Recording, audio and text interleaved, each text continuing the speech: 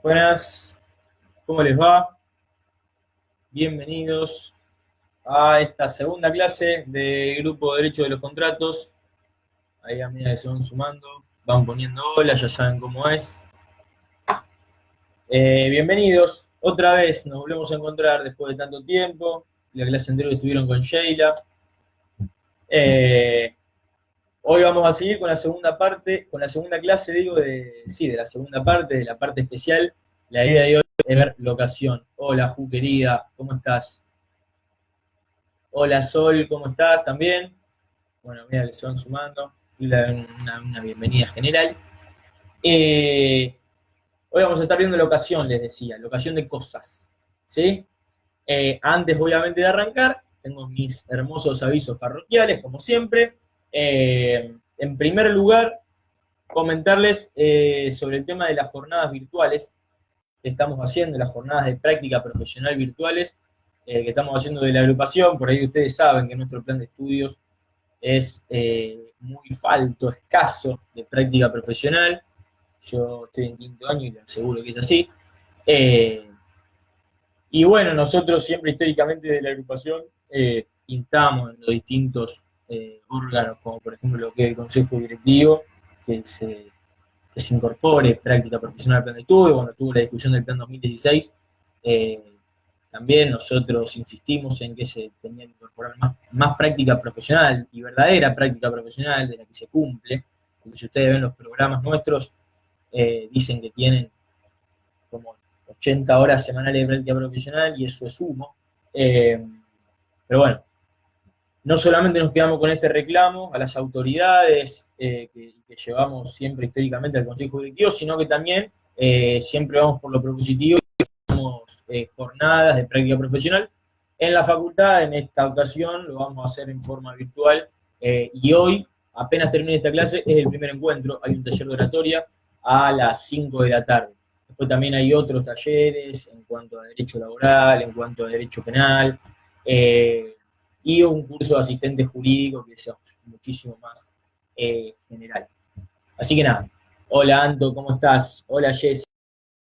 Ya saben cómo acá, cualquier duda que tienen en los comentarios. Hoy vamos a dar locación y leasing también si llegamos. A las 5 es el taller este de oratoria que les digo. Por eso no me quiero extender mucho y además, obviamente yo voy a participar a ver el taller, ¿no? Eh, Así que no me voy a no me quiero extender mucho más allá de las 5. Así que vamos a ver, si vemos solamente la ocasión, de última yo mañana o pasado, podemos hablar, ahí lo hablamos por el grupito de WhatsApp y vemos de hacer otro vivo o directamente hago el video y se lo subo al grupo y acá a Facebook, así ya lo tienen. Como quieran ustedes, o lo vamos charlando en el grupo de WhatsApp. Si hay gente nueva que no está en el grupo de WhatsApp y quiere estar, yo ya les dejo mi número. Te lo dejo, lo voy a dejar acá en pantalla. Bien, ahí se lo dejo. Cualquier cosa me mandan o le mandan a Jay, que ahora también, Jay, si querés dejar tu número, dejarlo también ahí. Así le mandan a los chicos y las chicas y los agregamos al grupo de WhatsApp y lo charlamos ahí como quieren, en el caso de que no lleguemos a ver visión. Pero bueno, listo, ya hablé un montón de los avisos parroquiales. Ahora sí, vamos a arrancar con la clase de hoy. Ya arrancamos de la clase pasada con el tema de lo que es compraventa. Hoy vamos a seguir con locación, ¿sí? Vimos compraventa, vimos permuta, la importancia del boleto de compraventa, tema examen siempre, y locación ahora vamos a ver. De locación también es tema examen. A ver, para hablar de locación, yo no voy a ser esos docentes que duermen con el Código Civil de Vélez abajo del brazo todavía, que les cuesta, pero les voy a hacer una pequeña apreciación de cosas que tenemos que tener en cuenta, de cómo regulaba el Código Civil de Vélez, el viejo Código de Vélez, en la locación de cosas, a diferencia de cómo se regula hoy el Código Civil Comercial. El Código de Vélez regulaba la locación de cosas en un mismo contrato junto con el contrato de obras y de servicios, ¿sí? Eso es lo que hacía el Código de Vélez. ¿Y qué pasaba? Apenas el contrato de locación es un contrato de muchísima autonomía de la voluntad. ¿Qué quiere decir esto? Que la mayoría de las normas son particulares, digamos. Todo queda a decisión de las partes. Esto pasaba antes y luego el Estado, como siempre que pasa, cuando hay mucha libertad en materia contractual, puede llegar a haber abusos de una de las partes hacia la otra. ¿Se acuerdan cuando esto lo vimos? Cuando vimos modalidad de consentimiento, cuando vimos contrato por adhesión a cláusulas generales predispuestas. Bueno, acá, si bien no vemos de lleno contratos de consumo, hablamos de lo que son las cláusulas abusivas y demás. Cuando hay mucha libertad, puede llegar a haber un abuso. Entonces el Estado, al haber tanta libertad en materia de locación, empieza a intervenir, ¿sí?, para que no se generen estos abusos y para proteger a las partes del orden público. Empieza a intervenir y empieza a dictar leyes. Y así hasta llegar al nuevo régimen del Código Civil Comercial, que es el que nos interesa y lo que vamos a hablar. Quédense tranquilos. Yo la quiero mucho a Sandra, a Carlos Hernández también, unos cracks, pero bueno, también hablan un montón del Código de Vélez, que alguno en clase, o por lo menos a mí, yo me pegaba unas siestas divinas. Pero bueno, ¿qué pasa con el nuevo Código Civil y Comercial? A diferencia del Código de Vélez, regula la locación como un contrato distinto al de obra de servicio, ¿sí? Distinto al de obra y servicio, que lo vamos a ver más adelante. Acá la locación de cosas se regula en un contrato autónomo y distinto al de obras y de servicios, ¿sí? ¿Y qué nos dice el nuevo régimen del Código Civil y Comercial, que es el contrato de locación?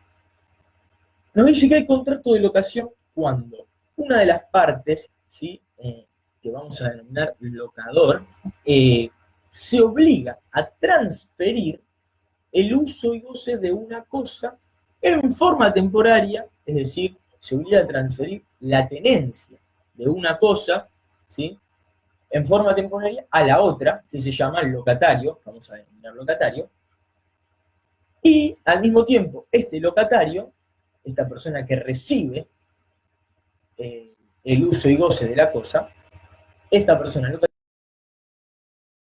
va a obligarse a pagarle un precio que debe estar expresado en dinero, ¿sí? Haciendo una síntesis. Acá, ¿qué pasa? Hay un locador y un locatario. El locador le transfiere el uso y goce de la cosa, es decir, la tenencia, al locatario, ¿sí? El locador se lo transfiere al locatario. Ustedes tienen que imaginarse, siempre que aborden un contrato nuevo, tienen que imaginarse la figurita, incluso si quieren hagan dibujito, pero tienen que imaginarse la figura del contrato. ¿Sí? Le cede el uso y goce. ¿Qué quiere decir le cede el uso y goce? Que la propiedad sigue siendo del locador, no se transfiere la propiedad. Eso a diferencia de la compraventa. En la compraventa se transfiere la propiedad, ¿sí? Acá se transfiere solamente la tenencia, el uso y goce. El locador le va a dejar al locatario que use y goce la cosa, pero la cosa va a seguir siendo del locador. ¿Se entiende? El dueño va a seguir siendo el locador. Y el locatario va a ser el tenedor. ¿Y a cambio qué le da el locatario al locador? Bueno, le va a pagar un precio en dinero, ¿sí? Eso es lo importante, que es en dinero, expresado en dinero. Entonces, lo más general de la figura. Ahora vamos a ir viendo los distintos elementos que hay. Bien, perfecto. Hola Liliana, ahí vi los comentarios, ahí es un número ya. Perfecto. Algunos elementos. Esto de la tenencia, les digo, el primer elemento tipificante de esto es que se transfiere la tenencia solamente, se transfiere el uso y el goce de la cosa. A diferencia del Código de Vélez, que se decía el uso o goce, acá se dice uso y goce. Se transfieren las dos cosas al locatario. ¿Y qué quiere decir esto del uso y goce? El uso es la facultad que tiene el locatario de emplear útilmente, de utilizar esa cosa. Si yo alquilo un auto, tengo la facultad de usarlo, de andar en el auto, de manejar el auto. Y el goce hace referencia a la facultad, la posibilidad de percibir los frutos que emanen de esa cosa. ¿Qué quiere decir esto? Si yo alquilo un campo, además de tener la facultad de usar ese campo y de sembrarlo, cosechar, tengo la facultad de gozar de ese campo, es decir, de percibir los frutos que emanen de ese campo. Esos frutos que pueden ser naturales, pueden ser industriales.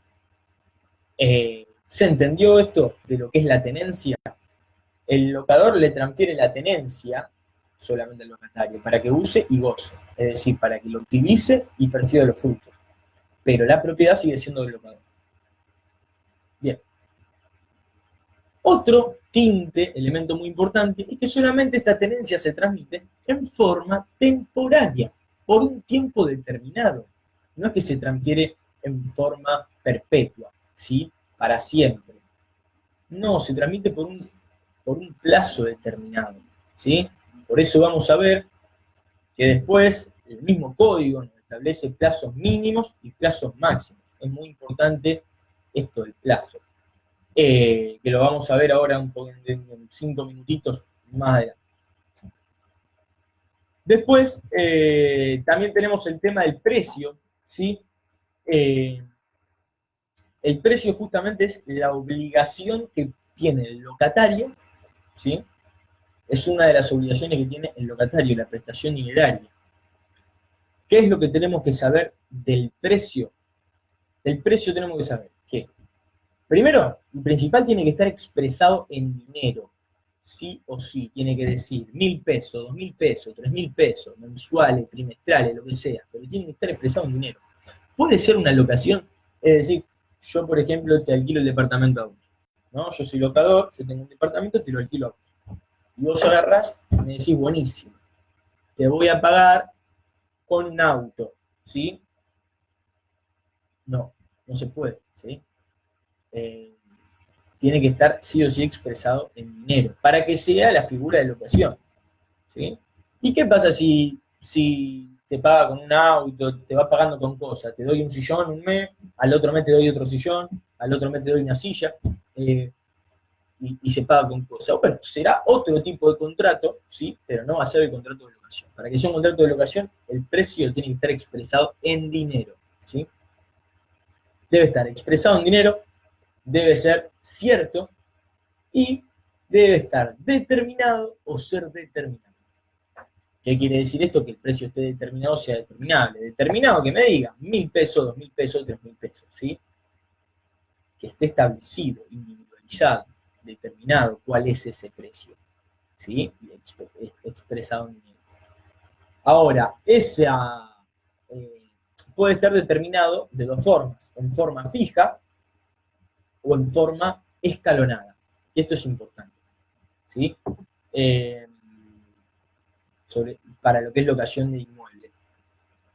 En forma fija es cuando, por ejemplo, yo te digo que todos los meses, yo soy locador, vos sos locatario, vos me alquilás el departamento a mí. Estoy dando el ejemplo del departamento y el alquiler del inmueble, porque es el más común.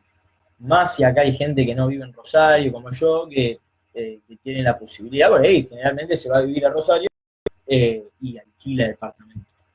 Por ahí es lo más común, el ejemplo más práctico, por eso lo doy, pero puede ser la ocasión que ahora vamos a ver, cuando dice transferencia de luz y uso de una cosa, no solamente nos referimos a inmuebles, puede ser muebles, ¿sí? Pero bueno, yo siempre estaba explicando lo del precio. Que puede ser determinado, cuando el precio es determinado puede ser en forma fija o en forma escalonada. En forma fija es así, yo te alquilo, yo tengo un departamento, vos me lo alquilás, ¿sí? Vos sos locatario, yo soy locador, y nos ponemos de acuerdo que vos me vas a pagar todos los meses, por 2 años alquilás el departamento, ¿no? Que es el mínimo legal, ya vamos a ver. Por 2 años me vas a pagar todos los meses 2.000 pesos, ¿sí? Eso es una forma de fijar el precio, eso es una forma de determinar el precio en forma fija, ¿sí? Es un precio determinado fijo. Otra cosa es un precio determinado en forma escalonada. Yo te diga que me vas a tener que pagar todos los meses 2.000 pesos, pero que va a aumentar 100 pesos cada 6 meses. ¿Me explico? Y vos celebraste el contrato por 2 años. Entonces vas a pagar 2.000 pesos, pero cuando pasen los 6 meses va a aumentar 200 pesos. Me va a pagar, cuando he dicho 2.000 pesos, me va a pagar 2.100 pesos. No me acuerdo cuando dije que había aumentado. Pero así, y va a ir aumentando. Cuando pasen 6 meses de vuelta, va a aumentar de vuelta. Cuando pase 6 meses de vuelta, va a aumentar de vuelta.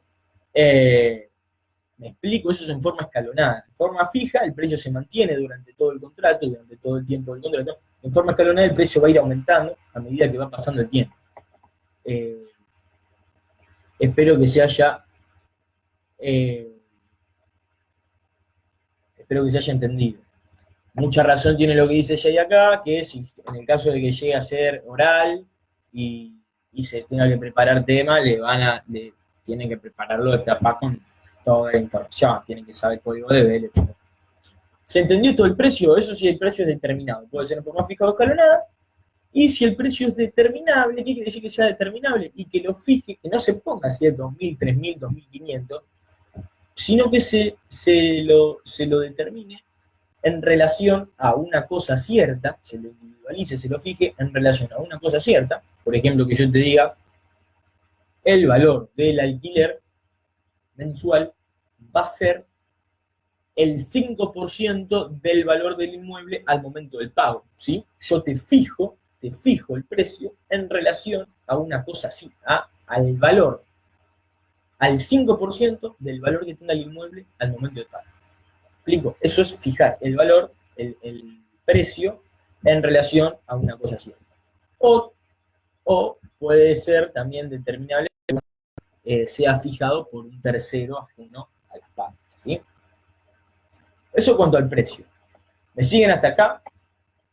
Eso es el precio. Debe ser expresado en dinero, debe ser cierto, determinado o determinable. Léanse si quieren también la discusión, esto que está en el libro de Hernández, sobre qué pasa con la moneda extranjera, que esto no es nada nuevo, ya lo vieron en obligaciones, no me voy a detener con esto porque es una discusión que ya la tienen. Y si no, cualquier cosa me preguntan. Pero ¿qué pasa si el precio se puede fijar en moneda extranjera o no? Bien. Eso es el precio, la cosa, ahora también veamos. Es decir, ¿cuáles son aquellas cosas que pueden ser objeto del contrato de locación? El concepto mismo nos dice, o sea, no nos dice qué cosas, pero el concepto mismo nos dice que es aquel contrato por el cual una de las partes le transfiere el uso y goce de una cosa a la otra. Bien, ¿y cuáles son esas cosas sobre las cuales se puede transferir el uso y goce? ¿Tienen que tener alguna particularidad esas cosas? Bueno, vamos a ver que primero acordémonos de qué es una cosa. Una cosa es un objeto material susceptible de valoración económica. Una casa, un auto, una silla, un perro también es una cosa, querramos o no, es considerado una cosa mueble por el derecho, por el derecho civil. ¿Qué otra? Cualquier cosa que sea material, ¿sí? Y que sea susceptible de valoración económica. Son cosas. Pueden ser inmuebles, pueden ser muebles, ¿sí? Pero lo importante es que estas cosas deben estar determinadas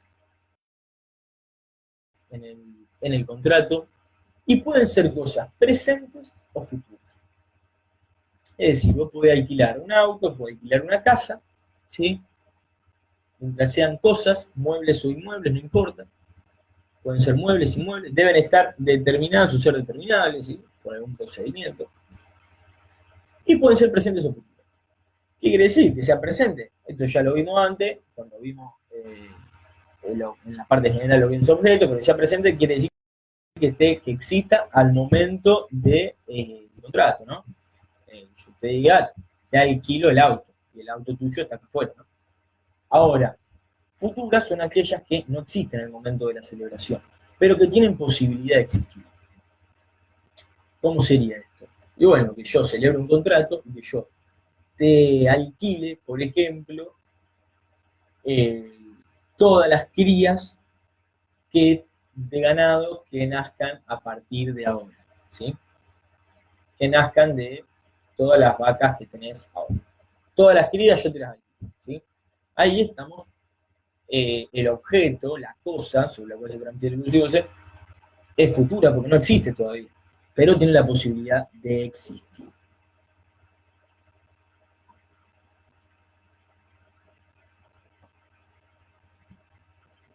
Bien, estamos hasta acá. Con esto es sobre cosas, ¿sí? Después también vamos, bueno, en relación a la forma, yo les voy tirando puntos que se van desprendiendo desde del concepto, pero con relación a la forma, ¿qué pasa? Esto ya lo van a ver en todos los contratos. ¿Qué pasa con la forma? ¿Qué es la forma? ¿Cómo hago yo? Responde la pregunta de cómo hago yo para celebrar un contrato de locación. ¿Qué requisitos tengo que cumplir yo para celebrar un contrato de locación? Bueno,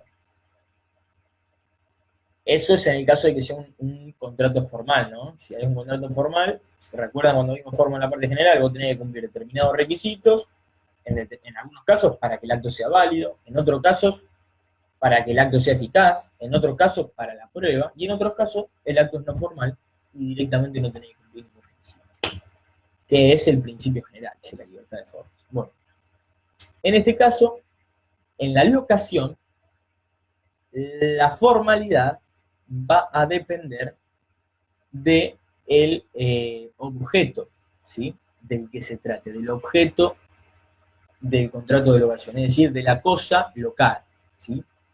Quiere decir, si la cosa locada, es decir, si la cosa sobre la cual se transfiere el uso y goce es un inmueble o mueble registrable o una universalidad jurídica de la cual forme parte. ¿Qué quiere decir esto, una universalidad jurídica? De un conjunto de bienes, y no solamente está integrado por cosas, sino también que hay derechos, ¿sí? Como por ejemplo una universalidad jurídica, cuando habla de eso, por ahí se refiere también a lo que es la transferencia del fondo de comercio.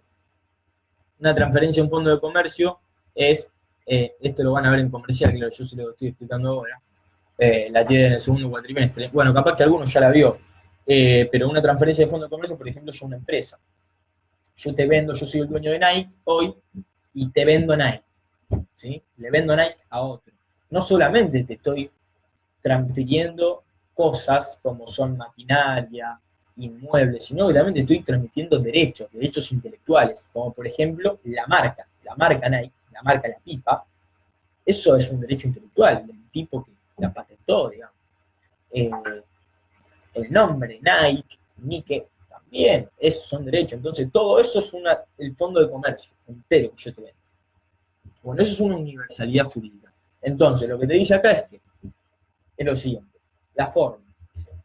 Si el contrato de locación eh, recae sobre un inmueble, ¿no? Si lo que se alquila es un inmueble, o un mueble registrable, ¿sí? Un inmueble, una casa, un mueble registrable, un auto, o una universalidad jurídica en donde exista alguno de esos, un inmueble o mueble registrable, eh, en esos casos el contrato se debe celebrar por escrito, se dice. Pero solamente es formal para la prueba, ¿sí? O sea, este requisito de que se debe celebrar por escrito solamente es formal para la prueba. ¿Qué quiere decir esto? Que si no se celebra el contrato por escrito, el contrato de locación va a ser válido igual, va a ser eficaz igual, pero sí sirve que se celebre por escrito para la prueba. ¿Y qué pasa si no se celebra por escrito, aunque sea eficaz y aunque sea válido? Y bueno, se tendría que probar por otros medios, ¿sí? Pero es jodido probar una locación sin un contrato por escrito. Ojo con esto, atenti que no se confundan que por escrito sea escritura pública, ¿sí? Por escrito puede ser cualquier contrato por escrito, cualquier papel. Puede ser privado, puede ser instrumento privado, público, no.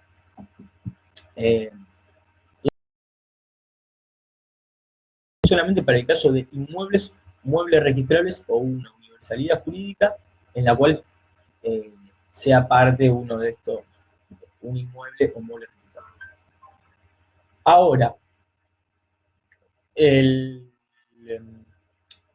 cuando hablamos si la locación se trata de muebles que no sean registrables, ¿qué es lo que va a pasar ahí? El contrato directamente es no formal. ningún tipo de formalidad, ni siquiera para la prueba, cuando se trate de muebles no registrados. Por ejemplo, te compro un juego de silla con una mesa, ¿sí? Te alquilo, estamos hablando de locación, ya te he visto, ya me chiqué. Bien, estamos hasta ahí con esto de lo que es la forma. Ahora vamos a ver lo que es el destino.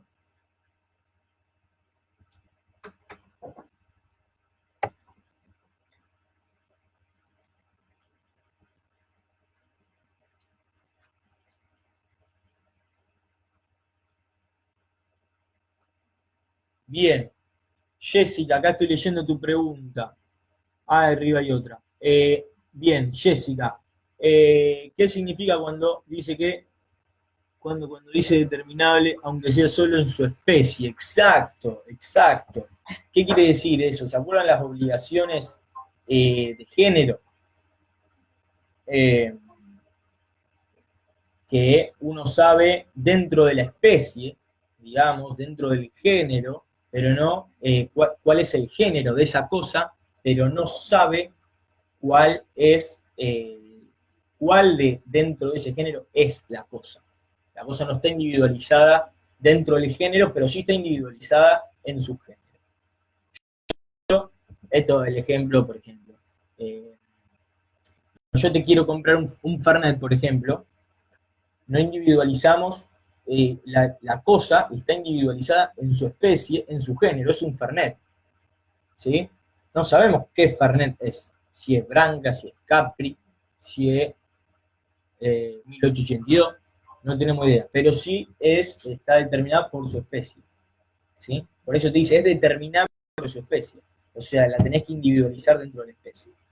A eso es lo que se refiere. Y ahora lo vamos a ver, bueno, estamos a media hora. Le meto rapidito esto de destino y después sigo con las preguntas que habían hecho. El destino, ¿sí? Cuando hablo de destino, hablamos de responder la pregunta, ¿qué es lo que va a hacer el locatario? ¿Qué es lo que puede hacer el locatario una vez que tiene la cosa, ¿no? Una vez que tiene el uso y goce de la cosa, ¿qué es lo que puede hacer con eso? ¿Puede hacer lo que quiere? ¿Sí? Una vez que yo alquilo el auto, puedo agarrar el auto y usarlo para irme de vacaciones, para jugar a los autitos chocadores. ¿Qué puedo hacer? Bueno, justamente, el locatario, la respuesta a la pregunta del locatario puede hacer lo que quiere, me imagino que en su casa fue un no rotundo. El locatario no puede hacer lo que quiere. El locatario debe cumplir y darle a la cosa el destino pactado por las partes en el contrato, ¿sí? Para que se den en cuenta, los destinos son, por ejemplo, pueden ser destinos, tenés habitacionales, por ejemplo, cuando uno alquila un inmueble para, para vivir ahí, ¿no? Después puede ser destinos comerciales, puede uno alquilar un inmueble para, por ejemplo, no sé, poner un local de ropa. Uno puede alquilar un inmueble con fines turísticos, con fines industriales, puede ser también para distintos destinos, ¿no? Esos son los destinos que uno le puede dar una cosa. Ahora, lo importante es que el locatario debe cumplir con el destino que pactaron las partes en el contrato, ¿no? ¿Qué quiere decir esto? Que en principio, por regla general, el destino que se le va a dar a la cosa lo pueden pactar las partes, ¿sí? El destino que se le va a dar a la cosa lo deben decidir las partes. Ahora, la pregunta del millón, ¿qué pasa si las partes no pactan el destino que se le debe dar a la cosa? ¿Cómo se establece el destino? Bueno, si las partes no establecen cuál es el destino, si es habitacional, si es turístico, si es comercial, si es industrial, se le va a dar a la cosa el destino que tenía antes de ser locada. ¿Qué quiere decir? ¿Cómo es esto de que se le debe dar el destino que tenía? Y claro, si antes de alquilarse el inmueble se utilizaba con destino habitacional, bueno, va a seguir usándose con destino habitacional. Se le va a dar el destino que se le da a las cosas análogas en el lugar de celebración. Si uno alquila, por ejemplo, un local en una galería, ropa, donde está lleno de locales de ropa, bueno, seguramente se le va a tener que dar, se le va a dar el destino que se le da las cosas análogas en el lugar de celebración, ¿no? Se le va a dar un destino comercial.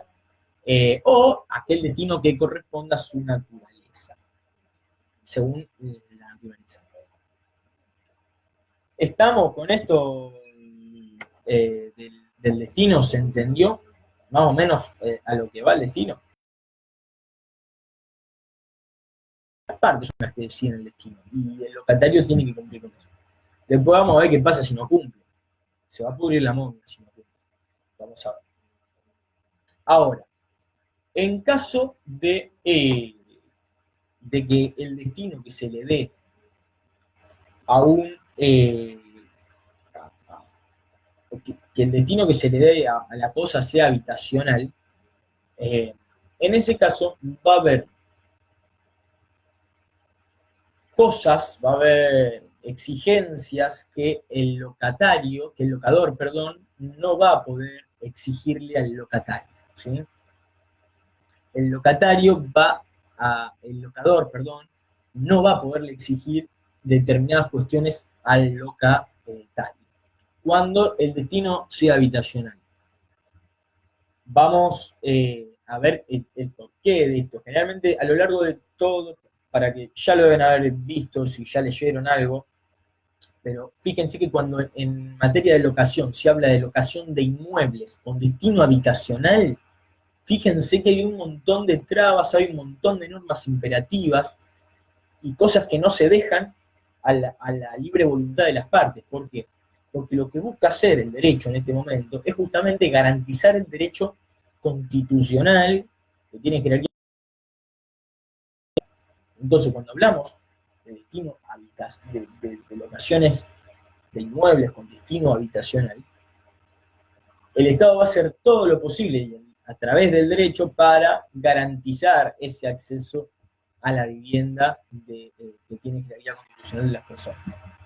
Por eso, en este caso, te dice, cuando la cosa tenga destino habitacional, vos fíjate que el locador se le ponen trabas, y no va a poder exigir estas tres cosas que le voy a explicar ahora.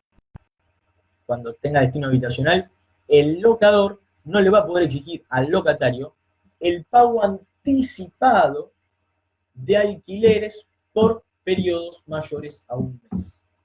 ¿Qué quiere decir esto? El locador no le va a poder exigir que te pague anticipadamente al locatario un mes, ¿sí? Sí le va a poder un mes, pero no por periodos mayores a un mes.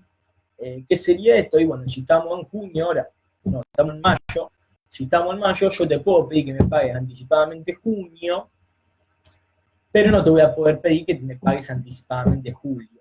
¿Me explico? No te puedo pedir el alquiler en forma anticipada por periodos mayores a 2 meses, a un mes. ¿Se entendió?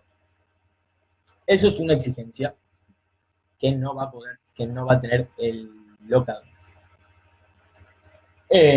Después tampoco puedo exigirle el depósito sin garantía. ¿Vieron esto ustedes cuando, bueno, los que alquilan en Rosario, en algún lado, saben que al principio vieron que te piden un depósito de garantía? Bueno, acá te dice que no te va a poder pedir un depósito de garantía. Y ahí cuando leen todo va a decir, ¿viste? Todos empiezan a leer ese artículo y los que alquilan dicen, me cagaron, ¿cómo se me pidieron un depósito? Bueno, pero tienen que llegar hasta el final. Dice, no se puede garantía o similares por sumas de dinero que sean mayores al valor equivalente a un mes de alquiler por cada año que se contrató. ¿Se entendió esto? No va a poder exigirle depósitos en garantía por sumas de dinero que son mayores al equivalente a un mes de alquiler por cada año que se contrató. Yo soy el locador, vos sos el locatario. El alquiler es de 2.000 pesos. Vamos a poner 2.000 pesos. Yo te puedo pedir que vos hagas un depósito, ¿sí? Pero no puedo pedirlo por una suma mayor, a un mes por cada año de contratación. Es decir, el alquiler es de 2.000 pesos, yo no te puedo pedir una suma de dinero mayor en depósito de garantía mayor a 2.000 pesos, ¿no? Porque es mayor al valor equivalente a un mes de alquiler. Pero dice por cada año que contrató. Es decir, si vos contrataste 2 años, o ponerle 3 años contrataste, es una suma equivalente al mes de alquiler por cada año que contrató. O sea, vos contrataste 3 años y el alquiler mensual es de 2.000 pesos, y bueno, son 2.000, 2.000, 2.000. Puedo pedir, no te puedo pedir una suma de dinero como depósito en garantía mayor a 6.000 pesos. ¿Se entiende? ¿Por qué? Porque nos dice que una suma de dinero mayor al equivalente a un mes de alquiler por cada año que se contrató. ¿Se entendió ese ejemplo? De lo equivalente. Si alguien no lo entendió, que me lo diga y lo explico de vuelta, no tengo problema. Porque generalmente no se entiende. Y nada, es importante porque es medio confuso el artículo. Pero se entiende, no se puede pedir un depósito en garantía. El depósito en garantía es para el caso en que el tipo se las tome, ¿sí? Y no te termina quedando nada. Bueno, vos tenés el depósito en garantía de que, o que haya un caso de resolución anticipada, que vamos a ver más al final. Para eso se pide un depósito en garantía. Bueno, genial. Como nadie contestó, sí. Ahí, a ver. Que han contestado. Sí se entendió. Bueno, genial. Bien. Y el otra exigencia que no va a poder hacer el locador es el pago del valor llave o similares, ¿sí? ¿Por qué todo esto? Justamente porque le digo, porque lo que se busca es garantizar que el tipo pueda acceder a la vivienda, que el locatario pueda mantenerse en la vivienda. Entonces, le ponen trabas en el camino al locatario, al locador, perdón. Al locador le ponen trabas para que no abuse de su derecho frente al locatario. Jessica, me mataste con el tema del artículo. A ver, acá tengo el código.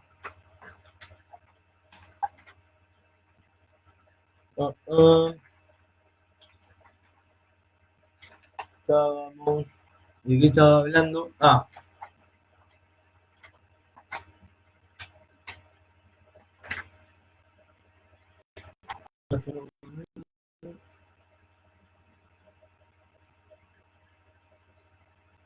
Es el artículo 1196.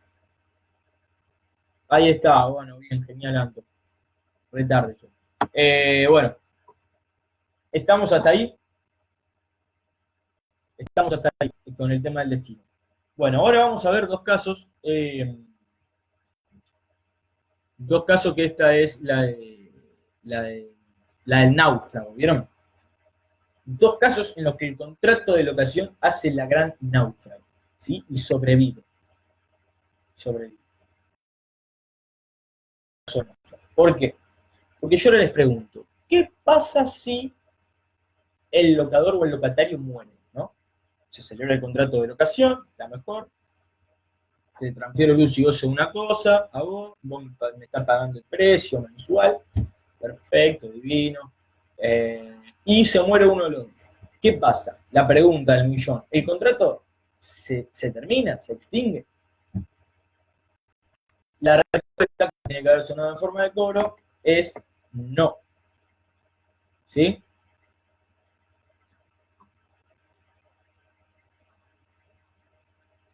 Perfecto, no se escuchó la tercera cosa. Exactamente, muy bien, contestó Franquito. Bueno, ustedes ya se contestan entre ustedes, buenísimo este mecanismo. ¿Ya están para dar clase ustedes? Sí, exactamente, no puede exigir el valor llaves o similares. ¿Sí? Está, perfecto. Continúo con el tema de la transmisión. Si muere una de las partes, locador o locatario, el contrato subsiste, no se extingue. ¿Sí? Esa es la respuesta que se tiene que haber escuchado en forma coral. Salvo que se pacte lo contrario. ¿Se entendió esto? Si se muere uno de los dos y las partes pactan que el contrato se extingue, por muerte se extingue, pero en principio subsiste, ¿sí? ¿Por qué? Porque el contrato de locación se transmite activa y pasivamente. ¿Y quién va a seguir en el caso de que se muera el locador? Y bueno, todas las obligaciones del locador se van a transmitir a sus herederos. Y se muere el locatario, y bueno, sus herederos, vamos a ver ahora lo que es la continuación de la locación, van a poder continuar el contrato igualmente, ¿sí? Bien, ahora yo les pregunto, ¿qué pasa? Ahí sobrevive, esa es la primera gran náufrago. Y la segunda gran náufrago, que acá también sobrevive, es así. ¿Qué pasa si el locador, una vez que se celebra la locación, estamos todos contentos, el locatario está pagando el canon, está haciendo uso y goce de la cosa locada? ¿Qué pasa si el locador decide vender la cosa locada a otra persona, la enajena, la regala, ¿sí? A un tercero? ¿Qué es lo que pasa ahí? ¿El contrato se extingue o no se extingue? Te lo llevo a un caso concreto. Yo soy el dueño de una casa, vos me la querés alquilar, perfecto, yo te doy la llave, vos vas a la casa, estás viviendo ahí, me estás pagando, todo en orden. Y yo agarro y mientras vos estás viviendo en la casa, le vendo la casa a otro. ¿Me explico? Que pasa a ser de un tercero. ¿Se extingue el contrato? No, en principio subsiste, ¿sí? El contrato subsiste y puede continuar, lo único que cambia es ahora el propietario, ¿sí? Salvo que se pacte lo contrario, ¿sí? Salvo que las partes pacten, en caso de que se enajene, la cosa locada se extinga. Bien, perfecto. Hasta ahí espero que estemos y se haya entendido las dos gran náufragos. Ahora sí lo que vamos a ver es la continuación de la locación. ¿Cómo continúa la locación? Yo le dije que la locación podía continuar. Ahora, ¿cómo continúa? Bueno, imagínense esta situación ahora. Yo les digo, ustedes se van a vivir, bueno, alguno está de novio, van y se van con su pareja, alquilan un departamentito frente del Parque España, departamentito lindo, con su pareja, con destino habitacional, obviamente, se alquila un inmueble con destino habitacional. Ahora, ¿qué pasa si, quién celebra el contrato? Lo celebran ustedes, obviamente. Ustedes lo alquilan, ustedes son los locatarios. Ustedes están pagando el alquiler, todos están viviendo en el departamento ya, y vos falleces, ¿no? Morís o abandonás, ¿sí? Te peleás un día, una pelea fuerte, agarrás el bolso y te vas, te las recontratomás, hacés la gran Nelson y te va a comprar cigarrillo y no volvés. ¿Qué pasa ahí? O sea, tu pareja se queda en la calle, se termina el contrato, el locatario muere o abandona la cosa. Bueno, la respuesta es que no se extingue el contrato, ni dejan en la calle, lo echan a la mierda a tu pareja, sino que en los contratos de locación de un inmueble con destino habitacional, si el locatario fallece o abandona la cosa, ¿sí? Se le va a dar la posibilidad a la persona que lo habite, es decir, que habite ese inmueble, y que acredite un trato familiar con la persona del anterior locatario dentro de un año previo a su abandono o fallecimiento, se le da la posibilidad a esa persona que haya vivido, que habite ahí, que acredite un trato familiar en el año anterior a la desaparición o abandono con él, se le va a dar la posibilidad de que continúe, ¿sí?, con la locación en los mismos términos pactados, ¿qué quiere decir? Por el mismo precio, ¿sí?, y con todas las otras cláusulas que estableció el contrato, hasta que finalice el plazo del contrato, ¿sí? Imagínense que vos te morís, lo celebraron por 2 años, esto es re morboso esto, ¿no? Pero eh, celebraste el contrato de locación por 2 años y al año vos abandonaste, peleás y abandonás la cosa, bueno, tu pareja puede continuar en la locación, ¿sí? Siempre que haya habitado ahí el inmueble y acredita haber tenido un trato familiar con vos en el año anterior a la muerte o al abandono. Eh, hasta ahí, eso es en cuanto a la continuación de la locación, ¿sí? Ahora vamos a ver el plazo. Vamos que estamos en el tiempo, estamos justitos. El plazo, bien. ¿Qué es el plazo? El plazo es justamente el tiempo que va a durar el contrato de locación. ¿Por cuánto tiempo se le va a transferir el uso y goce de la cosa al tiempo el locatario va a tener que pagar un canon? La respuesta a esa pregunta es el plazo, que es el tiempo que dura la locación. El plazo en la locación es un elemento esencial, es un elemento fundamental, un elemento esencial particular. Todo contrato de locación tiene que tener un plazo, tiene que tener un tiempo de duración. No existen los contratos de locación por tiempo indeterminado, ¿sí? Tiene que tener un tiempo de duración. Y se establece la ley establece un plazo mínimo y un plazo máximo para eso. Que es lo que nos interesa a nosotros. Obviamente que el plazo en un contrato de locación lo pueden acordar las partes. Las partes son las que acuerdan el plazo de duración. Pero deben hacerlo entre el plazo mínimo y el plazo máximo, digamos, que es lo que tenemos que saber. ¿Cuál es el máximo? El máximo, una mezcla de plazo máximo. ¿Cuál es el plazo máximo? Tenemos que saber que el plazo máximo va a depender del objeto. Del objeto no, del destino, ¿sí? De cuál se trate, cualquiera sea el objeto, no importa el objeto, lo que importa es el destino. Cuando la locación, cualquiera sea el objeto, sea con destino habitacional, ¿sí? Sí, cualquiera sea el objeto, puede ser una cosa mueble, puede ser una cosa inmueble, pero cuando el destino sea habitacional, el plazo máximo va a ser de 20 años, ¿sí?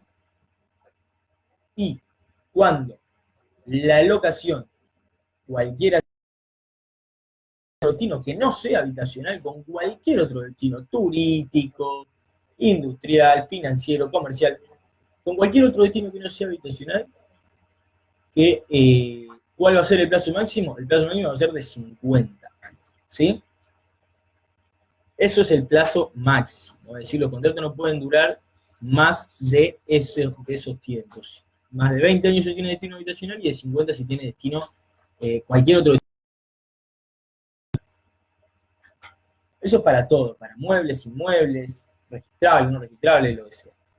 Y el plazo mínimo, vamos a ver, pero el plazo mínimo legal es solamente para los inmuebles. Perdón, y otra cosa, me olvidé del plazo máximo legal, aclarar que esto es lo que siempre le suelen errar, presten atención en esto y díganme si les queda alguna duda, que el contrato, porque el artículo nos dice que puede ser prorrogado, ¿sí? Se puede renovar. Se puede renovar. ¿Qué quiere decir esto? Claro, vos celebras una locación por 5 años, la podés renovar, ¿sí? La podés renovar. Pero es renovable por plazos que no excedan los máximos legales contados desde el inicio. ¿Qué quiere decir? Si yo alquilo un inmueble con destino habitacional, ¿cuál es el máximo legal? 20 años, ¿sí? Perfecto.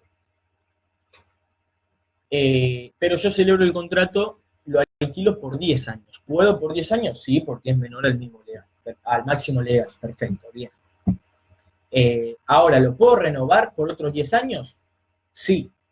¿Lo puedo renovar por 12 años? No, porque ya me excede los 20 años de máximo legal contados desde el inicio. ¿Me explico? No es que una vez que llego a 20 años yo lo puedo renovar ir renovando por distintos periodos, siempre que la suma de todos esos periodos por lo cual lo renove no me exceda el máximo legal. Bien. Ahí estamos con el tema del plazo máximo. Ahora el plazo mínimo, yo les decía que el plazo mínimo legal es solamente para los inmuebles, no para los muebles. Los muebles no tienen plazo mínimo legal. Uno puede alquilar una cosa mueble, un auto, por un día, si quiere. No tiene un mínimo legal. Ahora, el plazo mínimo legal, es decir, el alquiler de un inmueble tiene un plazo mínimo de 2 años, ¿sí? 2 años. No se puede alquilar inmuebles por un plazo menor al de 2 años. Por eso es un mínimo legal. Cualquiera sea su destino. Eso es lo importante.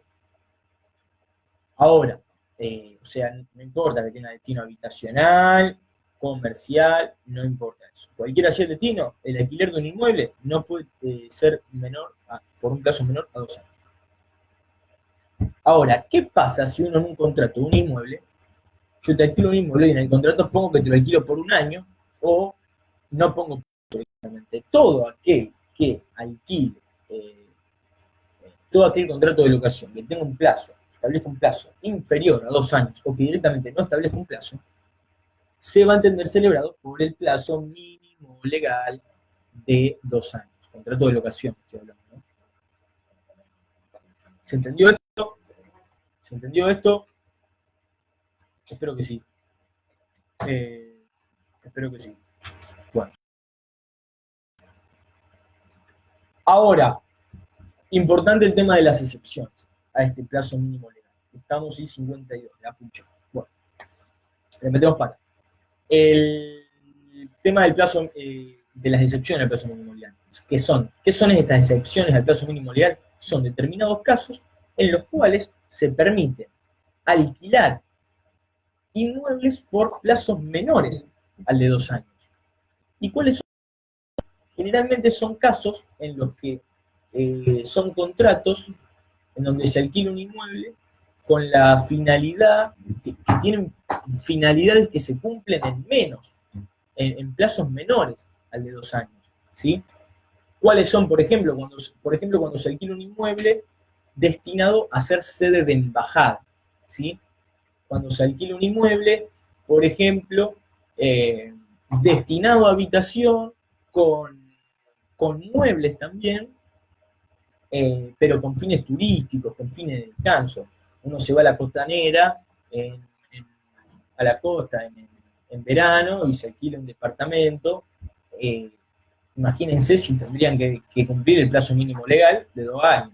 Estaríamos de vacaciones 2 años, que nos vendría bien todo, ¿no? Pero bueno, en estos casos están exceptuados de ese plazo mínimo legal en los alquileres de inmuebles. Como por ejemplo también, destinado a guarda de cosas, ¿sí? Los depósitos que se alquilan. Y distintos destinos que tienen una finalidad, ¿sí? Contratos que tienen una finalidad, que generalmente se cumple en un plazo menor al de 2 años. Bien, esas son las excepciones al plazo mínimo legal. Después tenemos, bueno, todo lo que es obligaciones del locador, del locatario, comprador, vendedor, en el caso de la compraventa. Yo siempre digo que las obligaciones de las partes son sentido común, ¿no? Son pocos los contratos en los que le tienen, que son obligaciones impensadas. Son mucho sentido común. Pero bueno, piénsenlo ustedes, hagan ese ejercicio. Siempre, cuando llegan a las partes de las obligaciones, una vez que entendieron la figura, de pensar cuáles son las obligaciones de las partes. Las obligaciones del locador, ¿cuáles serán? Y bueno, en primer lugar, entregar la cosa, ¿no? Bueno, le tienen que entregar la cosa en un estado que permita su uso y goce y darle el destino convenido, ¿no? Tiene la obligación también de conservar la cosa en el estado que le permita su uso y goce y darle ese destino. ¿Qué quiere decir esto? ¿Qué implica eso de conservar la cosa? Y claro, si yo tengo una casa y vos me la estás alquilando, Bueno, buenísimo, yo tengo que conservar esa vivir ahí si le va a dar destino habitacional, ¿no? Entonces, si se te rompe la cañería, bueno, yo tendré que mandar un plomero para que arregle la cañería y se conserve. Pero ¿cómo? Dirán ustedes, ahí la está reparando, no la está conservando. Y bueno, conservar a veces implica reparar, ¿no? Eh, Ahora, fíjense esto. ¿Qué pasa si el locador reparando para la cosa para conservarla, por ejemplo, si se rompe una cañería para que no se humedezca toda la pared y se caiga la casa abajo, va al locatario del uso y goce por un tiempo. ¿Qué pasa en ese caso? Bueno, si lo priva, después, o sea, el locatario no pueda vivir porque yo mandé a romper toda la casa porque hay que arreglar la cañería de toda la casa. Bueno, en ese caso, no es que el locatario va a seguir pagando todo, deducir del pago del canon el tiempo en el cual se ve privado ese locatario del uso y goce. Bien, bien. Acá, ¿por qué pusieron? ¿Me entendieron? ¿Me entendieron? Ah, no. Bueno, ¿y cuáles son esas son algunas obligaciones del locador? Obligaciones de la principal, obviamente, pagar el precio debido, expresado en dinero, obviamente, restituir la cosa. ¿Qué quiere decir esto? Devolver la cosa al concluir el contrato, termina el contrato y tiene que devolver la cosa, tiene que conservar la cosa en el mismo estado en el que la recibió, ¿sí? Esas son distintas, y bueno, y una obligación que es fundamental también del locatario, que es darle a la cosa el destino convenido en el contrato. ¿Sí? Darle a la cosa el destino que pactaron las partes, y en el caso que no lo hayan pactado, el que se le da a las cosas de análogo, al que tenía antes de ser locada, o el que corresponda según su naturaleza. ¿Sí? Tiene prohibido variar el destino. ¿Qué pasa si no le importa y varía el destino igual? El locatario. ¿Qué pasa si no cumple con esa obligación? Bueno, vamos a ver que va a dar lugar a la resolución. Es decir, que el locador va a tener, si el locatario no cumple con la prohibición de variar el destino, el locador va a poder resolver y extinguir el contrato. Eso lo vamos a ver después, y vamos a ver cómo determinados incumplimientos de determinadas obligaciones por ambas partes van a autorizar a la otra, a la contraparte, a resolver el contrato. Bien. ¿Qué pasa con los riesgos y mejoras? Perdón que voy a ir más rápido, pasa que ya son y 58. Los riesgos son aquel deterioro, aquella destrucción que puede llegar a sufrir la cosa durante la locación. Y responde a la pregunta de quién soporta esos deterioros, esa destrucción que sufre la cosa durante la locación. ¿Quién la sufre? El tenedor, es decir, el locatario, por ejemplo, en el caso que se trata de un inmueble, ¿no? En el caso que se trata de un inmueble, ¿quién, si rompen las cañerías, si, no sé, explota la casa al lado por una pérdida de gas y te tira media casa, o hay un rayo y te parte la casa al medio, no sé, todas esas cosas. ¿Quién va a bancar los gastos de eso, de la reparación y todo eso? ¿El locador, el dueño o el locatario? Eso lo digo. Bueno, en principio todos los riesgos son soportados durante la locación, obviamente, son soportados por el locatario, ¿sí? Por el tenedor. Salvo aquel deterioro o destrucción de la cosa provocada por acción del propio locador, es decir, por culpa del propio locador, por acción de sus dependientes, o por caso fortuito. ¿Cómo sería por acción del propio? Y bueno, por culpa del propio locador. Por su dependiente, ¿cómo sería? Y bueno, yo mando a reparar la cañería, yo locador, mando a reparar la cañería del inmueble habitado por el locatario a alguien que contrate yo, que depende de mí, y cuando está arreglando se manda un moco y baja una columna que no tenía que bajar y se cae toda la casa abajo, eso sería destrucción. Bueno, en ese caso, y el caso fortuito, caso que hay un rayo, por ejemplo, que parte de la casa al medio, y bueno, también, tampoco, en ese caso tampoco responde el locatario. Pero en principio siempre responde el locatario. Eso es en cuanto a los riesgos. Ahora, en cuanto a las mejoras, ¿se acuerdan de las mejoras? Esto lo vimos en obligaciones.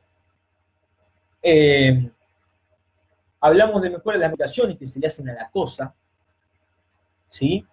Cuando la cosa se modifica para incrementar su valor, ¿sí? Para aumentar el valor. Hay distintos tipos de mejoras. Tenemos mejoras necesarias, útiles, de mero lujo. Las necesarias son aquellas que buscan, por ejemplo,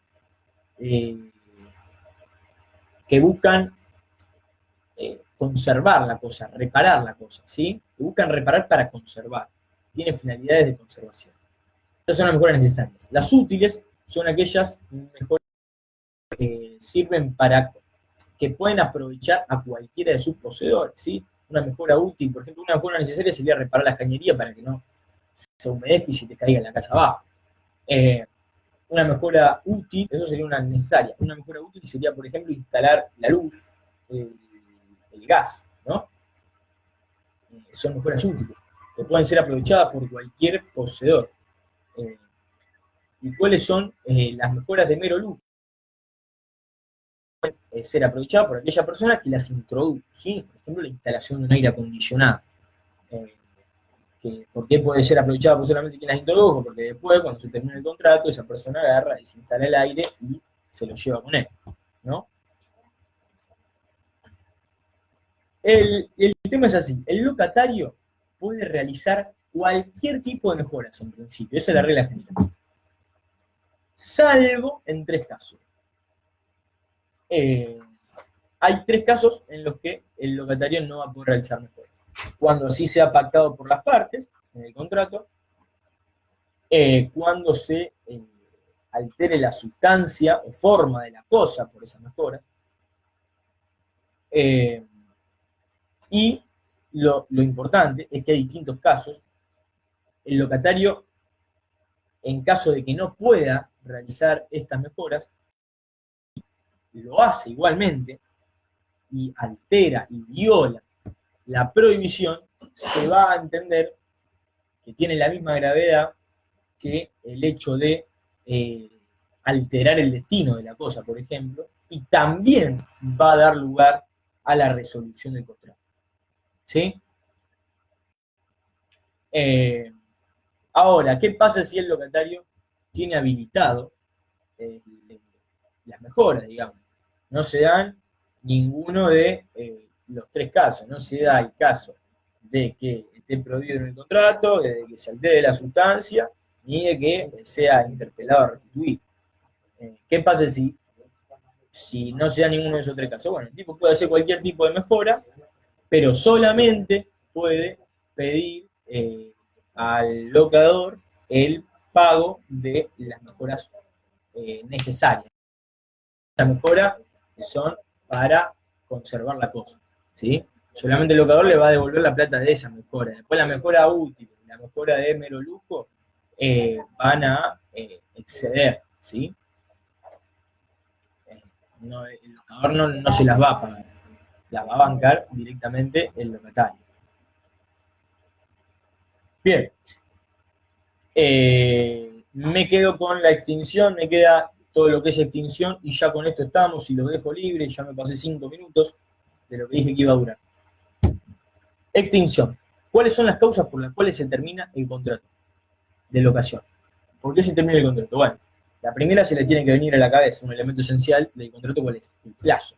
¿Sí? Bueno, entonces, la principal causa por la cual se termina el contrato de locación es por el vencimiento del plazo, ya sea convencional o sea un plazo legal. Otra causal es en caso de que haya una continuación de una locación concluida ante el requerimiento de una de las partes, ¿sí? Que ahora lo voy a explicar bien qué es la continuación de una locación concluida. Y otra causa es por resolución anticipada, ¿sí? por resolución o resolución anticipada. Estos tres casos, estas son las tres causas por las cuales se puede llegar a terminar un contrato de elevación. Obviamente son las tres causas de extinción específicas de este tipo de contrato. Después tenemos causas de extinción generales del contrato que aplican a otros contratos, digamos, como frustración del fin y demás. Pero bueno, estos son bien particulares de este tipo de contratos. ¿Qué es la continuación? Entonces, vamos a ver ahora de la locación concluida. Quiere decir que cuando el contrato vence, ¿sí? Cuando el plazo del contrato vence, ya sea un plazo legal o un plazo convencional, y el tenedor, es decir, el locatario, continúa en la tenencia y no restituye, ¿no? El plazo es de 2 años, se vence el plazo y el locatario continúa en la tenencia, no restituye. Bueno, ¿qué hay ahí? Lo importante que tenemos que saber es que no hay tácita reconducción, es decir, que no es que se presume que tácitamente se celebra un nuevo contrato por el mismo plazo, sino que simplemente se va a dar lo que se llama la continuación, y el contrato va a continuar en los mismos términos que se habían celebrado, es decir, por el mismo precio y demás, y a partir de eso va a estar a cargo de una de las partes el requerirle a la otra que ese contrato concluya, digamos. O sea, eso va a continuar hasta que una de las partes se cansen y den por concluido y le comuniquen su intención de concluirlo a la otra, ¿sí? Bien. ¿Qué nos queda? La resolución anticipada y la resolución, ¿sí? La resolución anticipada, para que se den una idea, es la posibilidad que va a tener el locatario de decir, antes de que termine el contrato, antes de que venza el plazo, de decir, muchacho, me cansé, me voy a la mierda. Eso es la posibilidad que tiene el locatario. Es el derecho a la resolución anticipada. Ahora, ¿lo puede hacer en cualquier momento el locatario esto de decir, muchacho, resuelve el contrato? No. No. ¿Y lo puede hacer sin pagar ningún precio? No. Va a tener que hacerlo en un momento determinado y depende del momento en el que lo haga, va a tener que abonar un precio. Acá no tiene ninguna duda. Uy, ¿qué es lo que se cortó, Mili? Decime. Así lo repito.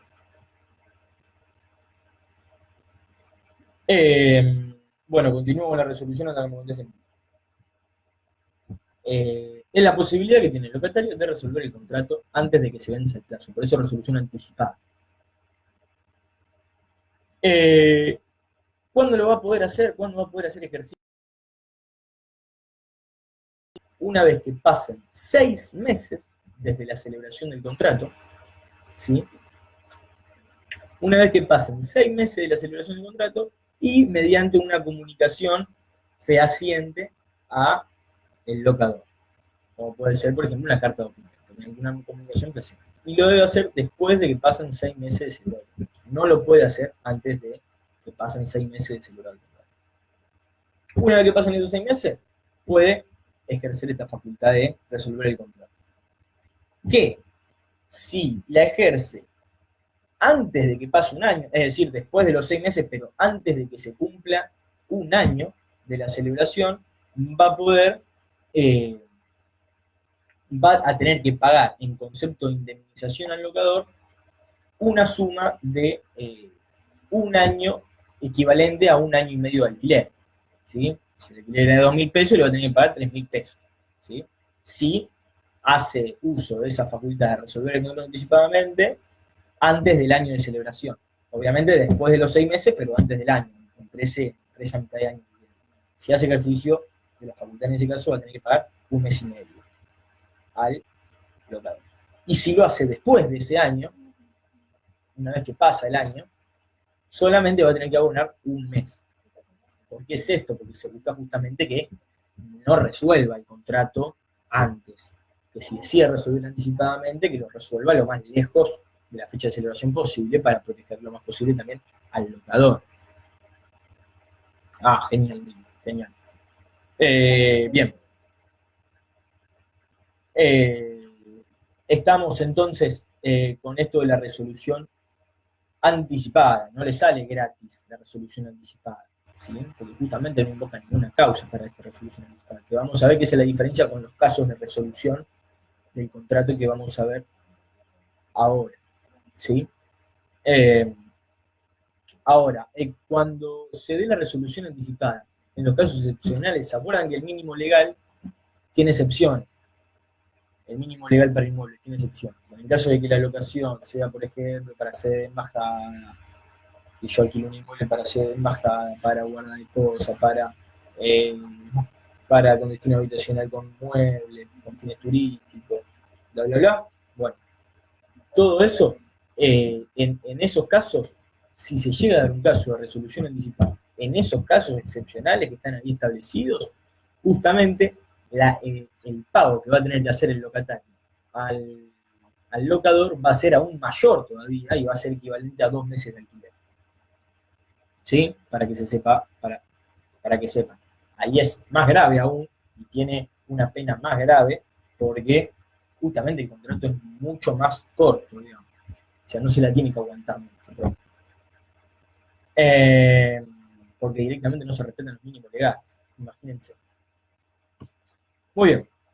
Y llegamos por último a la resolución. Eso era la resolución anticipada. Ahora vamos a hablar de resolución en general.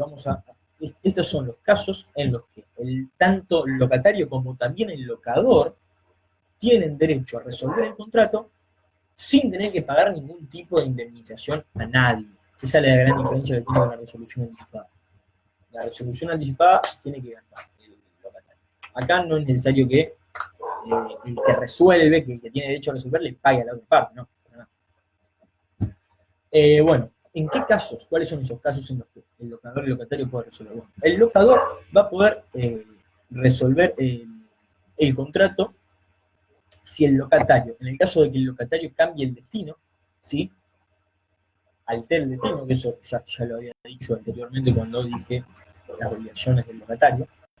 Si el locatario viola la prohibición de alterar el destino y le da otro destino distinto al convenido, o al que resulte de la causa banal, bla, bla, bla, bueno, ahí da lugar a resolver el contrato al locador. La falta de conservación, ¿sí? O el abandono de la cosa, ¿cómo sería esto? Y bueno, y el tipo alquiló la casa y se fue, o alquiló el campo y se fue y lo dejó, y el campo ahora nadie lo cuida, se está destruyendo, todo. Bueno, eso también va a dar lugar al locador de resolver el contrato y que el locatario no pague por 2 meses, 2 periodos consecutivos, por ejemplo, 2 meses consecutivos, no te pague el alquiler del departamento, también va a habilitar el derecho a resolver del local. ¿Se quiere llevar una duda de alguien? Natalia Rateni nos dice 1 mes y medio, no sé a qué se está refiriendo. Natalia, creo que es como te está refiriendo a los a lo que tiene que pagar. Exactamente, si lo hace, a ver, yo si se los hago acá en un cuadrito, capaz que se lo puedo hacer muy rápidamente, muy en forma prolija, pero el contrato se celebra acá.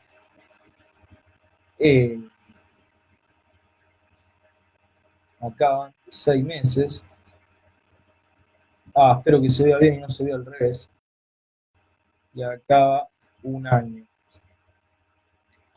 ¿Sí? Creo que ahí está. No sé si se ve bien ahí. Acá se celebra el contrato.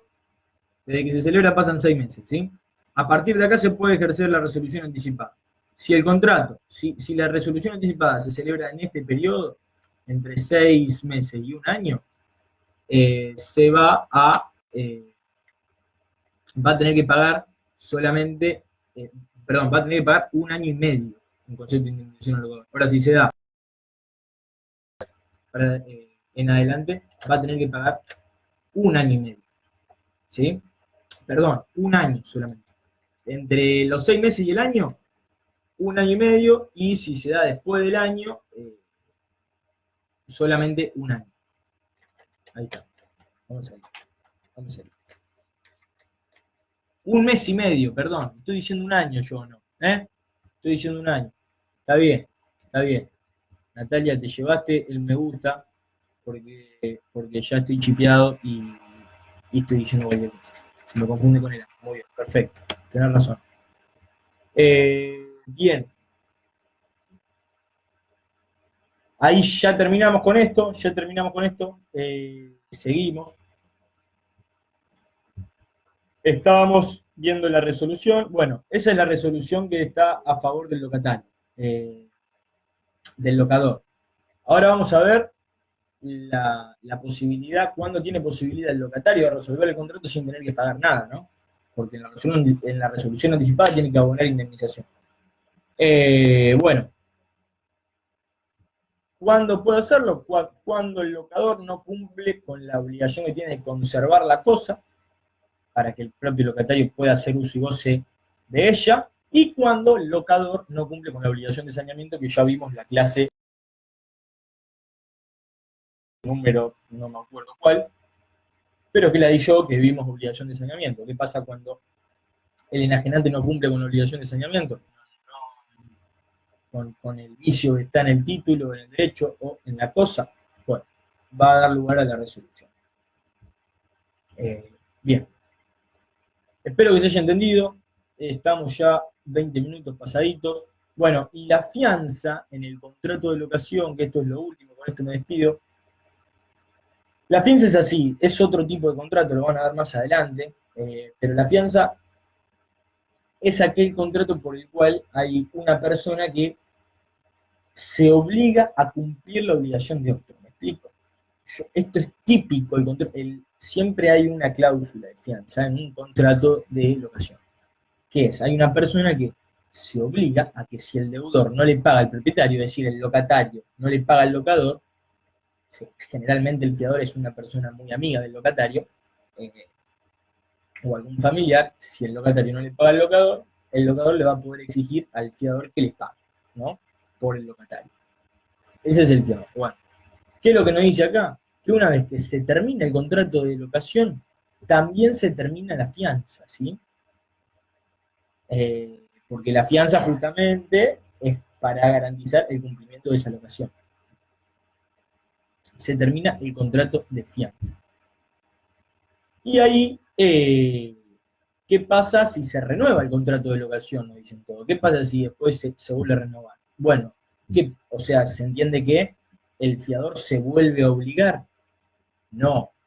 Una vez que se termina el contrato de locación, se termina el contrato de fianza, nos dice el código también, y para que el fiador vuelva a estar obligado a asegurar el cumplimiento de las obligaciones del locatario frente al locador, tiene que expresarlo nuevamente, es decir, se tiene que volver, o sea, en el caso de que la locación se renueve, una vez que se concluye, se renueva la locación, se le tiene que volver a preguntar al fiador y el fiador tiene que expresar, tiene que manifestar su consentimiento expresa o tácitamente de querer volver a obligarse. No es que se obliga así automáticamente por el solo hecho de que se renueva la locación.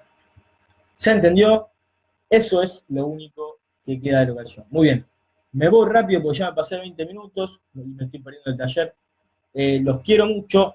Háblenme si tienen alguna duda. Capaz que pasó alguna pregunta y yo no la vi, pero háblenme al privado y si no al grupo de WhatsApp para todas las dudas que les haya quedado sobre este tema. Y vamos a hablar también por el grupo de WhatsApp el tema de la clase de leasing, que la voy a estar subiendo durante esta semana seguramente, a ver cómo les gusta. Así que nada, bueno, nos vemos y el que quiera ir al taller ahora, lo vamos a estar esperando ahí. Saludos.